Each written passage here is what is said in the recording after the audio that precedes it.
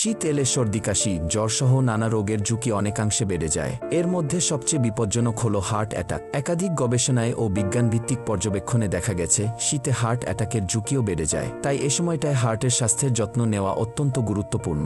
শীতকালে হৃদরোগের ঝুঁকি বেড়ে যাওয়ার কারণ।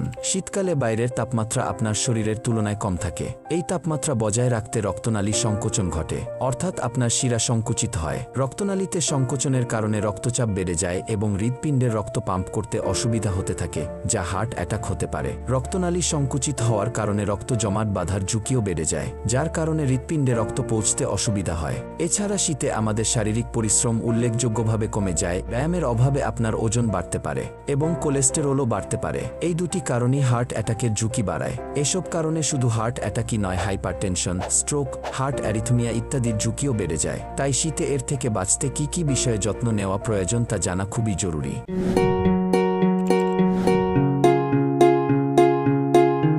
শীতকালে যেভাবে হার্টকে সুস্থ রাখা যায়, কোলেস্টেরল বা রক্তচাপ বৃদ্ধি পায় এমন খাবার থেকে দূরে থাকুন। ব্যস্ততা থাকা সত্ত্বেও ব্যায়ামের চেষ্টা করতে হবে। বাইরের তাপমাত্রা বুঝে শরীর গরম রাখার চেষ্টা করুন। যথাযথ শীতবস্ত্র পরুন যেন ঠান্ডা না ধরে। বয়স্ক হৃদরোগীদের প্রতিদিন গোসল না করে একদিন পরপর হালকা গরম পানি দিয়ে গোসল করা ভালো। খুব গরম পানিতে গোসলে স্বাস্থ্যের উপর বিরূপ প্রভাব পড়ে। শরীরের তাপমাত্রা ধরে রাখতে পারলে সমস্যা অনেকটাই এড়ানো যায়। এই কারণে শীত পড়তে শুরু করলে গরম জামাকাপড় পরে বাইরে বেরোনো ভালো। কোনোভাবেই যেন সর্দি কাশি না লাগে সেদিকেও নজর রাখা জরুরি।